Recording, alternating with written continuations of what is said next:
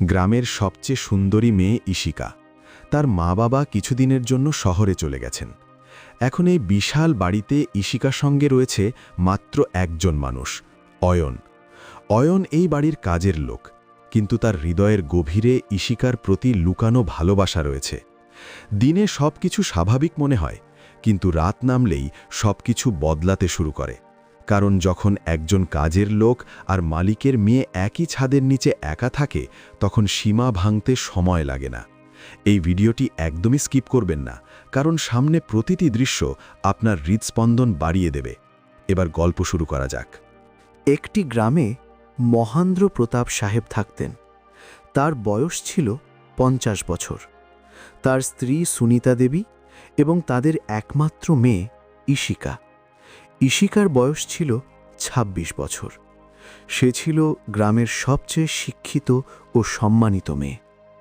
সেই বাড়িতেই থাকত এক ছেলে, অয়ন। তার বয়স 19 বছর। সে ছিল দরিদ্র পরিবারের সন্তান, কিন্তু পরিশ্রমী ও সৎ। মহেন্দ্র সাহেব তাকে কখনো কাজের লোক ভাবতেন না, বরং নিজের ছেলের মতোই দেখতেন। বাড়ির সব কাজ অয়ন সামলাত। একদিন সকালে মহেন্দ্র সাহেব ও তার স্ত্রীকে শহরে যেতে হল। কথা বলতে বলতে তারা 1 সপ্তাহের জন্য রওনা দিলেন। গাড়িতে ওঠার আগে মহেন্দ্র সাহেব অয়নকে কাছে ডেকে বললেন, অয়ন, আমরা দুজন 1 সপ্তাহ বাড়ি থাকব না। বাড়ির সব দায়িত্ব তোমার ওপর। আর সবচেয়ে গুরুত্বপূর্ণ কথা, ইশিকার খেয়াল রাখবে। তোমার ওপর আমার পুরো ভরসা আছে। অয়ন মাথা নিচু করে বলল, জি মালিক, আমি খেয়াল রাখব। ইশিকা পেছনে দাঁড়িয়ে সব শুনছিল। সে হালকা হাসি দিয়ে অয়নের দিকে তাকিয়ে বলল, দেখি তো তুমি কতটা খেয়াল রাখতে পারো। কিছুক্ষণ পর গাড়ি বাড়ি ছেড়ে চলে গেল। গেট বন্ধ হয়ে গেল। বাইরে 2জন বডিগার্ড ছিল, কিন্তু বাড়ির ভেতরে এখন কেবল 3টি জিনিস: ইশিকা, অয়ন আর নীরবতা। সন্ধ্যের সময় হালকা বাতাস বইছিল। অয়ন উঠোনে পানি তুলছিল। ঠিক তখনই ইশিকা তার কাছে এসে বলল, অয়ন, তুমি আমার দিক থেকে চোখ সরিয়ে রাখো কেন? অয়ন একটু ঘাবড়ে গিয়ে বলল, না ম্যাম, আমি তো শুধু কাজ করছিলাম। ইশিকা আরও কাছে এসে বলল, ম্যাম বলো না, আমার নাম ইশিকা, নাম ধরে ডাকতে পারো। অয়ন চোখ নামিয়ে নিল, কিছু বলল না।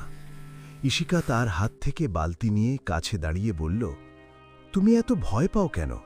আমি কি কিছু করেছি? অয়ন ধীরে বলল, আমি অভ্যস্ত নই এত কাছে কারো আশায়। ইশিকা হালকা হাসল, এখনও তো পুরো 1 সপ্তাহ বাকি অয়ন, অভ্যেস হয়ে যাবে। অয়ন কিছু বলতে পারল না, শুধু দাঁড়িয়ে রইল। সেখান থেকেই তাদের গল্প শুরু হলো। পরদিন সকালে বাড়িতে নিস্তব্ধতা। উঠোনে হালকা রোদ ছড়িয়ে পড়েছে। অয়ন প্রতিদিনের মতো ভোরে উঠে পানি তুলছিল, কিন্তু তার মাথায় একটাই কথা ঘুরছিল। গতকাল ইশিকা তাকে নাম ধরে ডাকতে বলেছিল। এদিকে ইশিকা সিঁড়ি দিয়ে নামছিল। তাকে দেখেই অয়ন মুখ ঘুরিয়ে নিল। ইশিকা কাছে এসে বলল, অয়ন, আজও চোখ সরিয়ে রাখছ কেন? অয়ন একটু ইতস্তত করে বলল, না, আমি তো কাজ করছিলাম। ইশিকা আরও কাছে এসে বলল, তুমি এত অস্বস্তি বোধ করছো কেন? আমি কি খুব ভয়ঙ্কর? অয়ন ধীরে বলল, ভয় লাগে না, শুধু বুঝতে পারি না কিভাবে কথা বলবো। ইশিকা মনোযোগ দিয়ে তাকিয়ে বলল, তাহলে আজ থেকে শিখে নাও, আমার সামনে স্বাভাবিক থাকো।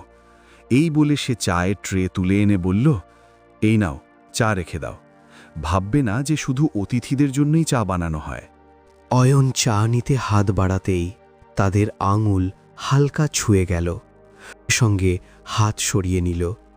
ইশিকা হালকা হেসে বলল, এত ভয় পেও না অয়ন, আমি কোনো ধাক্কা দিইনি। অয়ন লজ্জা পেয়ে বলল, অভ্যেস নেই। ইশিকা বলল, হয়ে যাবে। দুপুরে ইশিকা নিজের ঘরে বই আর কাপড় গুছাচ্ছিল। ঘরটা একটু এলোমেলো ছিল। সে বাইরে দাঁড়িয়ে থাকা অয়নকে বাকল, অয়ন, এটা তুলে ওপরে রেখে দাও। অয়ন ঘরে ঢুকল।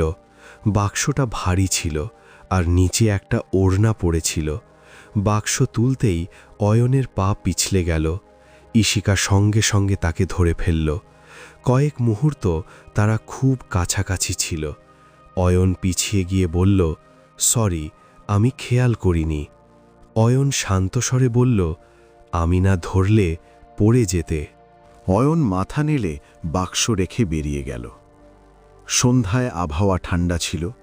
বডিগার্ডরা গেটের কাছে বসেছিল।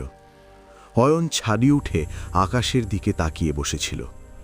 মনে হচ্ছিল কিছু বদলে যাচ্ছে। কিছুক্ষণ পর ইশিকাও ছাদে এলো। অয়ন উঠতে চাইলে ইশিকা বলল, থামো, পালানোর অভ্যাসটা ছাড়ো। ইশিকা বলল, তুমি সারাদিন চুপচাপ থাকো কেন? আমার ওপর রাগ করেছ? অয়ন বলল, না, শুধু বুঝতে পারি না কি ঠিক আর কি ভুল। অয়ন চোখে চোখ রেখে বলল, যখন বুঝতে না পারো তখন হৃদয়ের কথা শোনো। অয়ন বলল, হৃদয়ই তো সবচেয়ে বেশি ভয় দেখায়। অয়ন তার কাঁধে হাত রেখে বলল, ভয় পেও না, আমি তোমাকে ভুল পথে নিয়ে যাব না। হঠাৎ নিচ থেকে বডিগার্ডের আওয়াজ এলো। দুজনেই সরে গেল। হঠাৎ নিচ থেকে বডিগার্ডের আওয়াজ এলো। দুজনেই সরে গেল। এরপরের 2 দিন আলাদা ছিল। বাড়িতে কেবল অয়ন আর ইশিকা। এক সন্ধ্যায় দুজন বারান্দায় বসেছিল। ইশিকা বলল, অয়ন, তুমি আমার থেকে এত দূরে থাকো কেন? অয়ন বলল, কারণ আমি সীমা পার হতে চাই না।